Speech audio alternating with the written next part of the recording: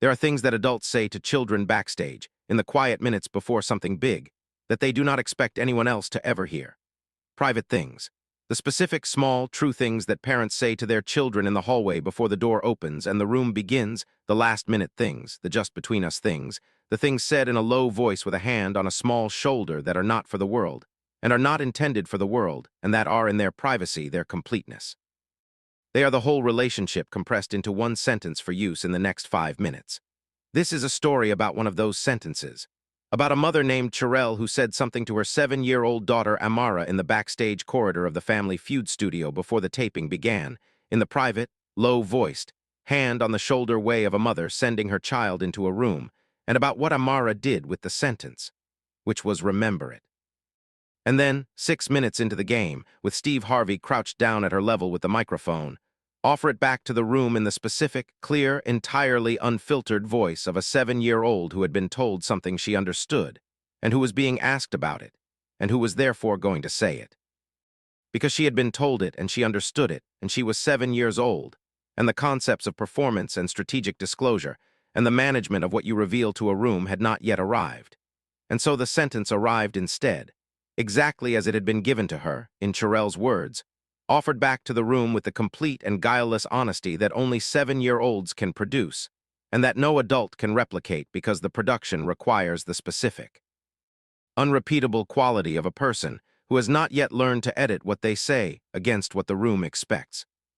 And about what Steve Harvey did when he heard it, which was lose it in the specific, complete, genuine, full-body way that a man loses it when a 7-year-old has handed him something true and perfect and completely unexpected, and when the losing of it is not embarrassment and is not performance, but is the simple, human, entirely irresistible consequence of being in the presence of something that is exactly that good.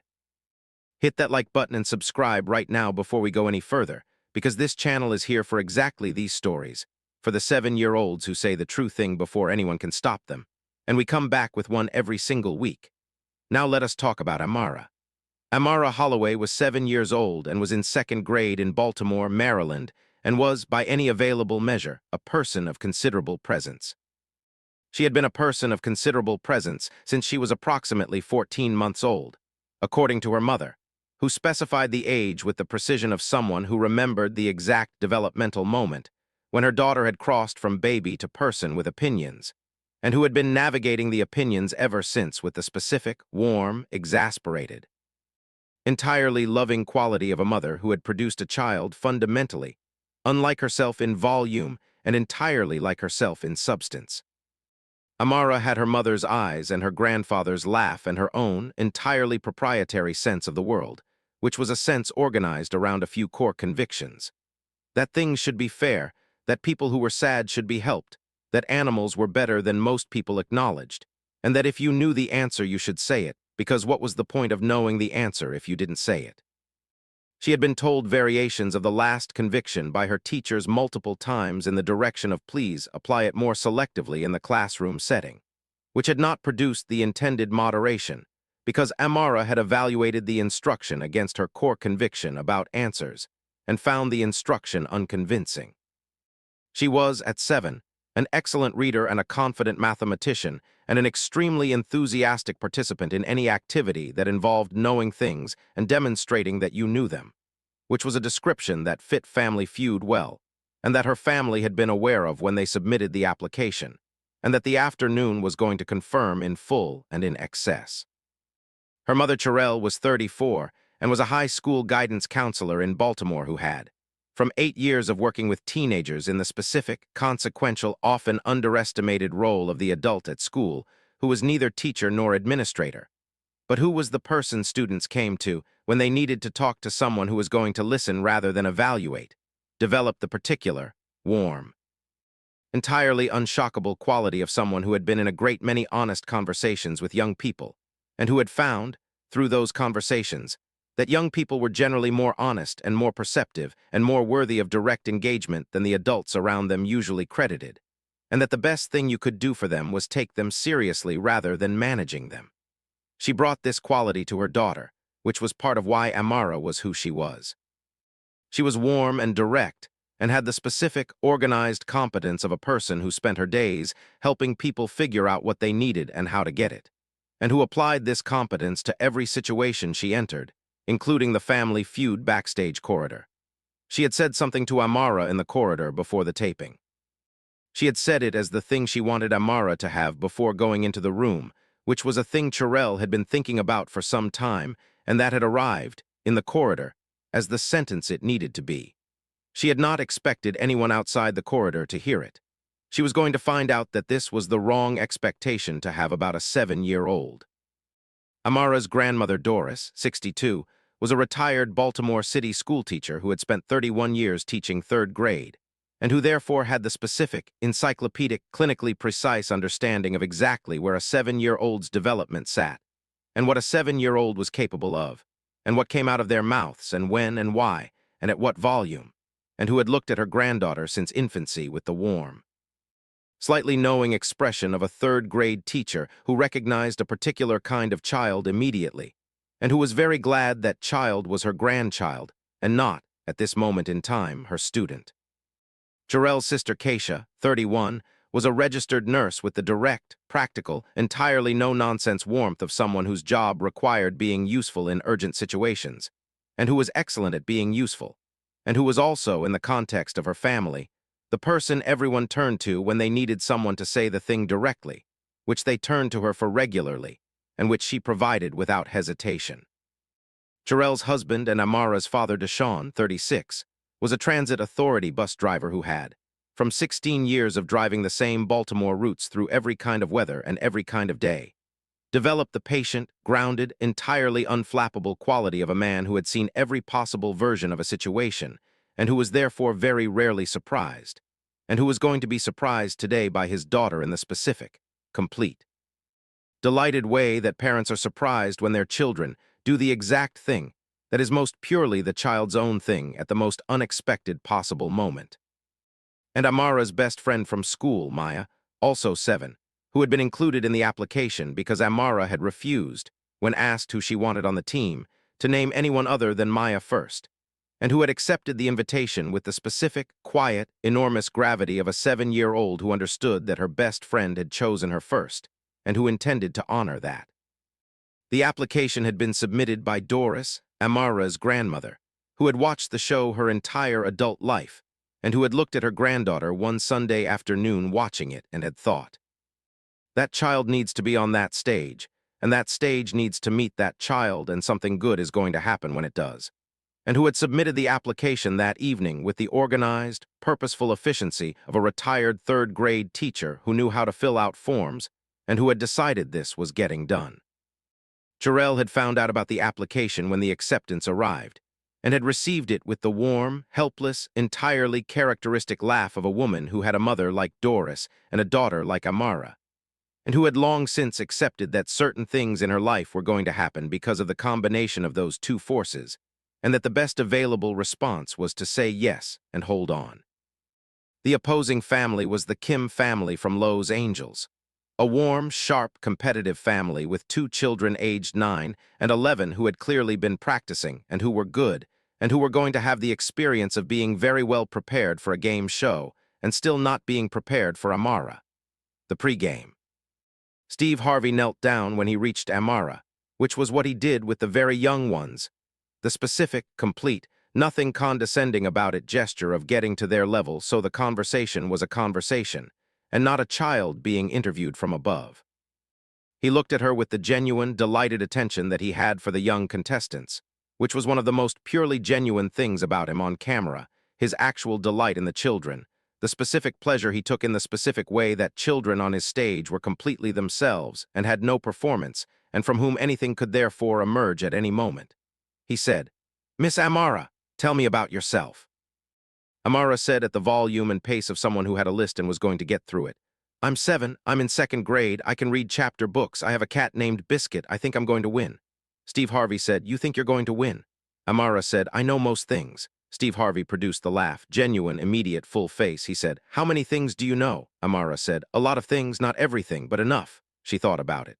"Probably enough." Steve Harvey said, "Probably enough, I like that." He looked at the audience. He said, "She said probably enough." He looked back at Amara. He said, "What's the most important thing you know?" Amara said without hesitation. "What my mom told me backstage." The room received this with the immediate, leaning-in quality of a room that has just been given the opening of something interesting and that wants to know where it goes. Steve Harvey received it with the specific, entirely focused attention of a host who has just been handed a thread and who knows how to pull it. He said in the gentle, following voice, "What did your mom tell you backstage?" Amara said. "She said that I'm already enough before I do anything." The room was still. Not the held breath, charged stillness of a room in the presence of a crisis. The other kind, the specific, gathered, entirely warm stillness of a room that has just received something simple and true from a source that could not have made it up. 7 years old. Her mother's words, said in the plain, complete, entirely unadorned voice of a child reporting a fact she had been given and that she had understood and that she was sharing because she had been asked what the most important thing she knew was, and this was it. She had not dressed it up.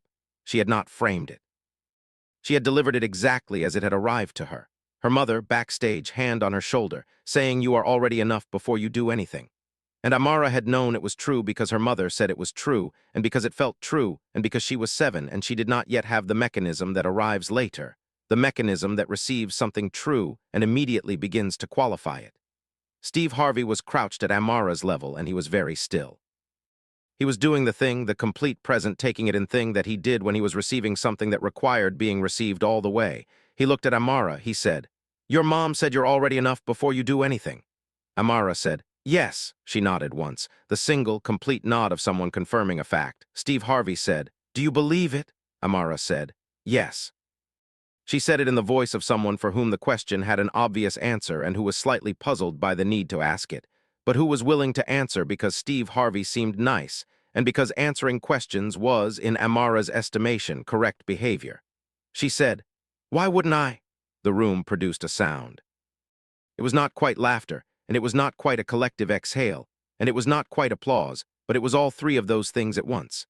The specific, warm, overwhelmed sound that a room produces when a 7-year-old has just asked the most important question that could be asked about the thing she has just said, and has asked it with the guileless, entirely unanswerable clarity of someone who genuinely does not understand why the question would have any other answer. Why wouldn't I? Why wouldn't I believe that I am already enough before I do anything?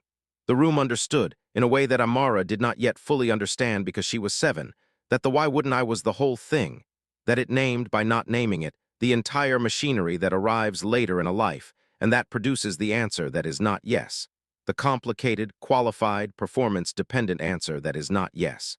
She did not have that machinery yet. She had her mother's sentence, and she had her grandmother's laugh, and she had a cat named Biscuit, and she had 7 years of being loved in the specific, serious, take-her-at-her-word way that Cherelle had been loving her, and she did not understand why anyone would not believe it, and the room, hearing her not understand it, understood everything. Steve Harvey stood up. He did it in the specific way of a man who needs a moment, who needs to be at full height and facing away from the immediate thing for just a second.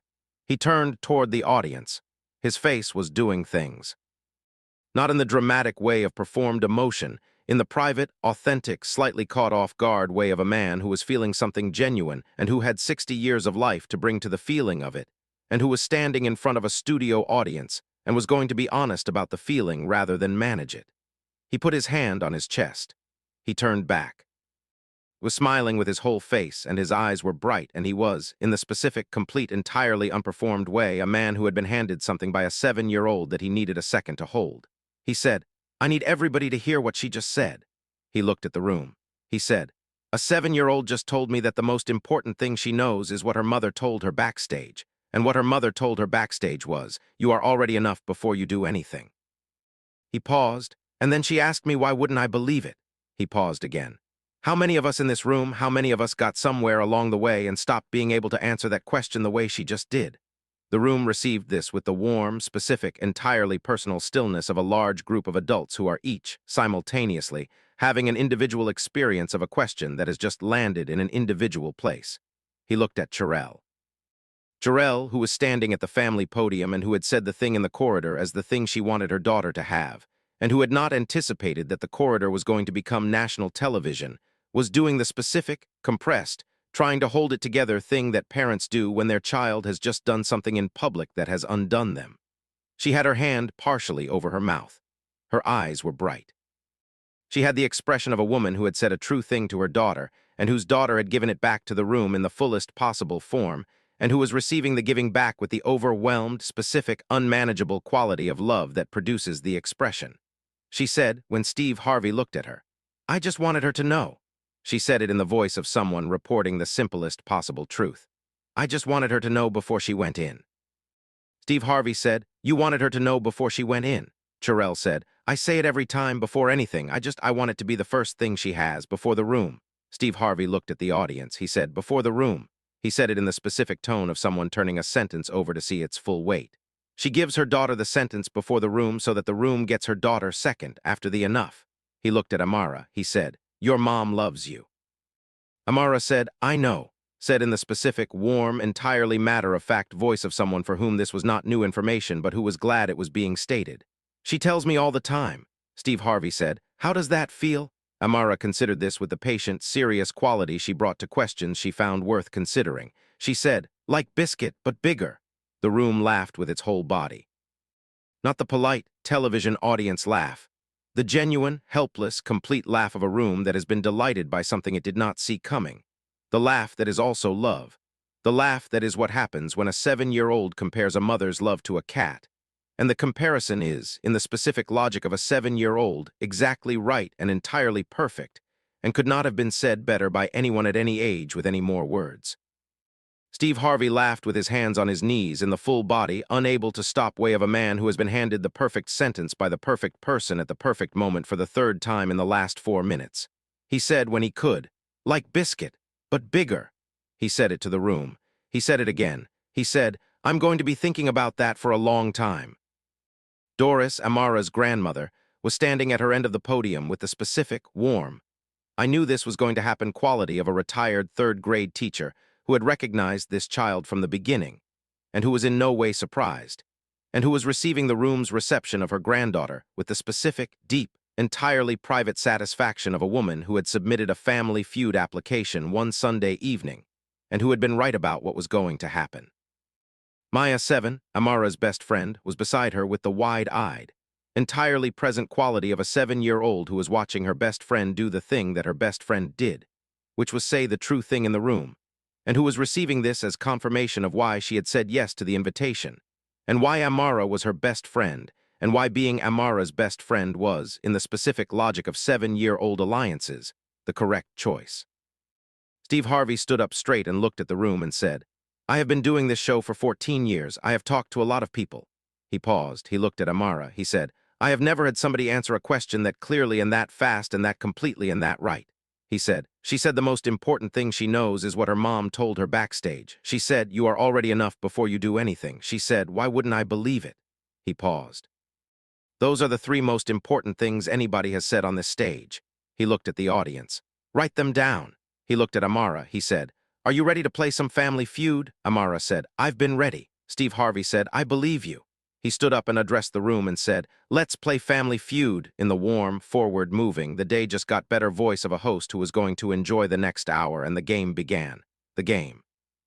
Amara played Family Feud with the specific, complete, entirely confident intelligence of a 7-year-old who knew most things, and had correctly assessed that she knew enough of the right things to be useful, and who had furthermore correctly assessed that confidence was a precondition for the knowing being useful, and who had the confidence because her mother had given it to her before the room, and it was therefore prior to the room, and the room could not take it.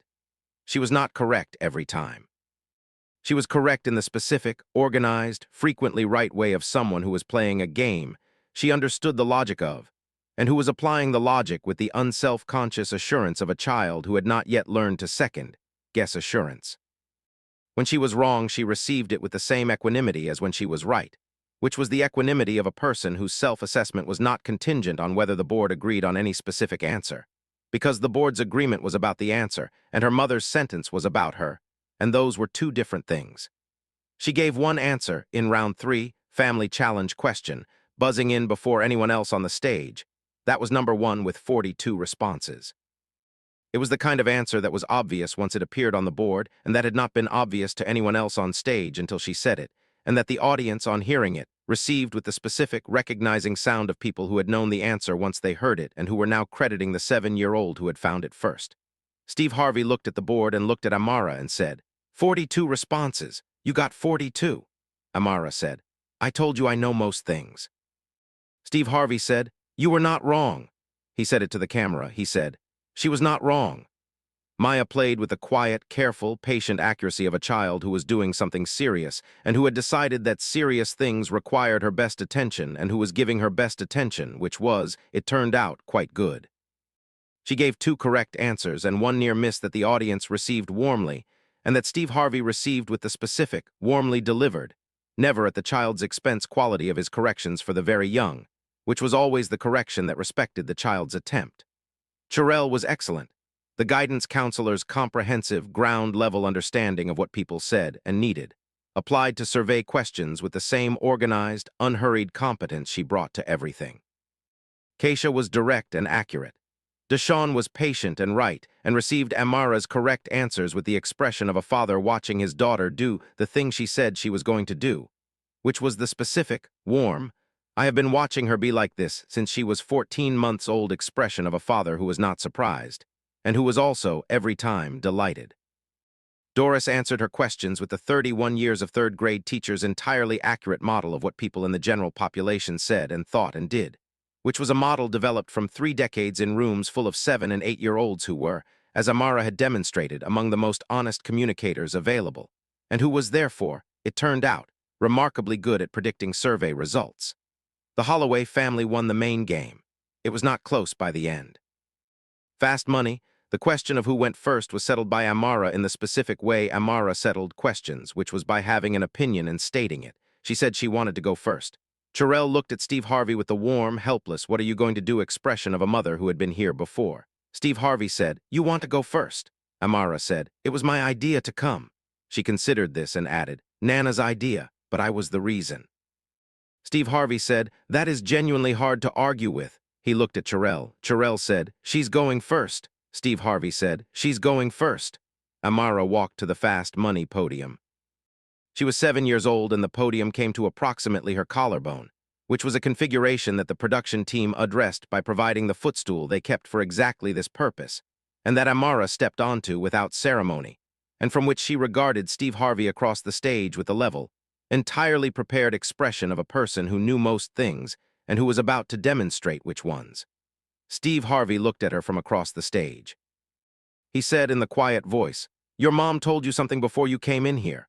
Amara said, yes. Steve Harvey said, you have it.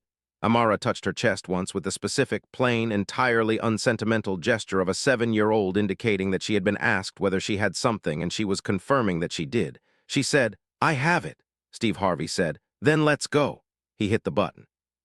Amara Holloway answered 5 Family Feud survey questions in 20 seconds with the specific, organized, entirely confident intelligence of a 7-year-old who knew most things and who had, before entering the room, been told that she was already enough before she did anything and who had taken this sentence in and understood it, and who was therefore, in the specific and foundational sense that the sentence was designed to produce. Free to be exactly as good as she was without the portion of her attention that was usually spent on the question of whether being as good as she was going to be good enough. That portion was already answered. Her mother had answered it in the corridor. She had all of her attention available for the survey questions. She used it. 3 of her 5 answers were number 1. Her 4th answer was number 2, delivered without a change in pace or a change in voice. Her 5th answer, delivered at 19 seconds in the plain, direct voice she used for everything she said, was number 1. The audience produced a sound. Amara stepped off the footstool. She walked back to her family. She said to Maya, did I do good? Maya said, you did so good. Amara said, I thought so. Cherelle scored 81 additional points in the 2nd seat, her guidance counselor's model of human communication producing results in the organized, unhurried way she produced everything. Combined total, 267 points, $20,000. Steve Harvey brought the check to the family. He brought it and he stood in front of all of them and he said, I have been doing this for 14 years and today a 7-year-old told me the 3 most important things that have been said on this stage. He looked at Amara. He said, you are already enough before you do anything.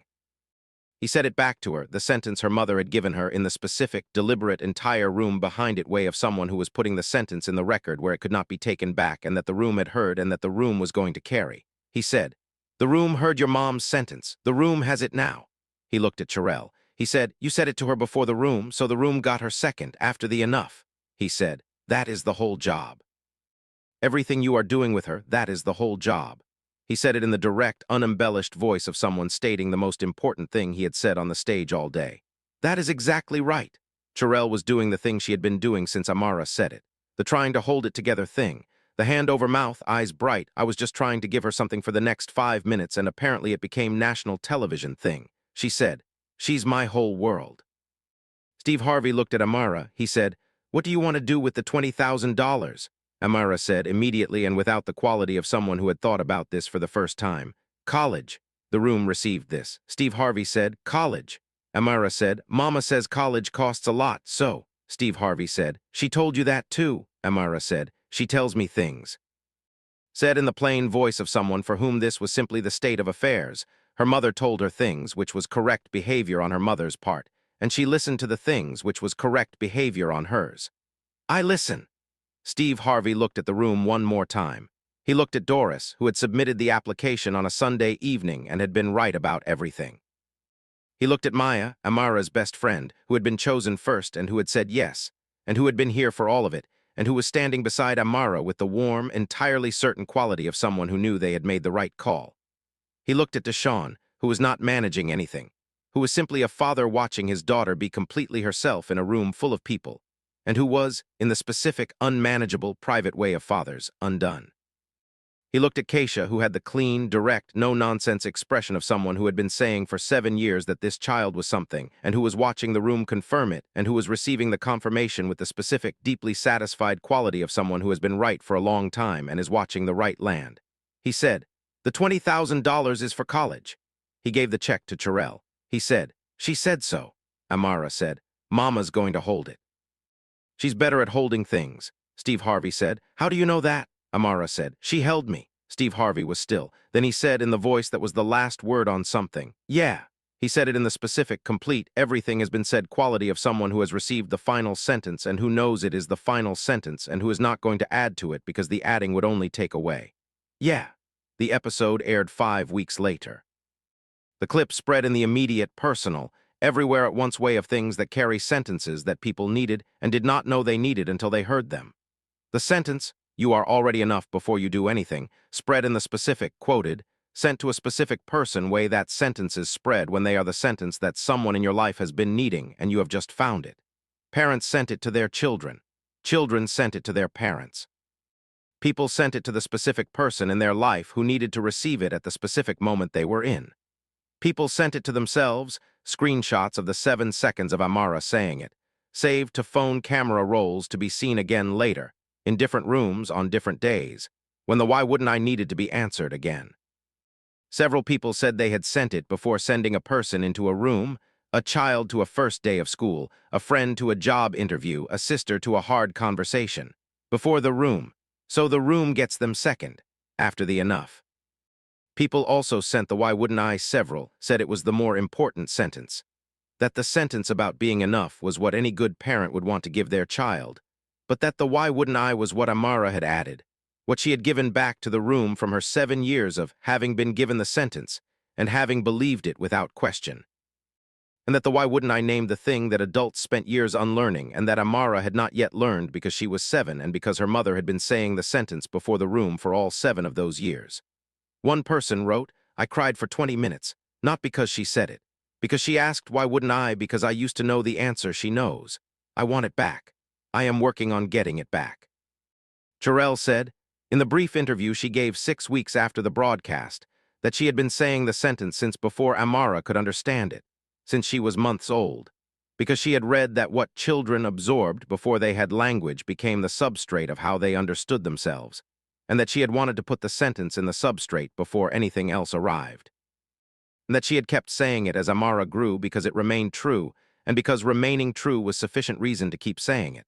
She said the corridor version was the same sentence she had always said. She just said it out loud when they were going somewhere that might require her daughter to know it. She said it before preschool and before the first day of kindergarten, and before the school play, and before Family Feud.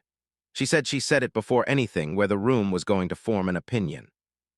She said the room is always going to form an opinion. I want her to have the sentence first. She said she has always believed it. That is the whole goal, that she believes it. She was asked if Amara still believed it. Jarrell said ask her, so they did. They asked Amara, who was now 8 because some months had passed. They asked her if she still believed that she was already enough before she did anything. Amara said yes. They asked why. Amara said because it's true. They asked how she knew. Amara said because Mama told me and Mama tells me things and I listen. She thought about it. She said also because it feels true. She said like biscuit. She considered, she said actually still bigger than biscuit. They asked if she remembered saying that on television. She said yes. They asked if she meant it. She said, I always mean things. She said that's the point of saying them. There are things that parents say to children in the corridor before the door opens and the room begins. Jarrell said hers before every room for 7 years and 8 months and counting. Amara has it. She had it before the room, so the room got her second. The room confirmed it. The $20,000 is for college. Amara says so. Mama's holding it. She's better at holding things. She held her. If this story reached you, if you needed the sentence today, or if you know someone who needs it before the next room they're walking into, share this now. Leave a comment below and tell us who you're sending it to, because this community sends things forward and your voice here matters. And if you are not already with us, subscribe right now, because every single week we come back with stories exactly like this one. Stories about the sentences that get given before the room. Stories about the 7-year-olds who say the true thing before anyone can stop them. And stories about the mother who wanted her daughter to have something before she went in and who said the right thing and whose daughter carried it in and gave it back to the room, and the room has it now. You have it now. We will see you in the next one.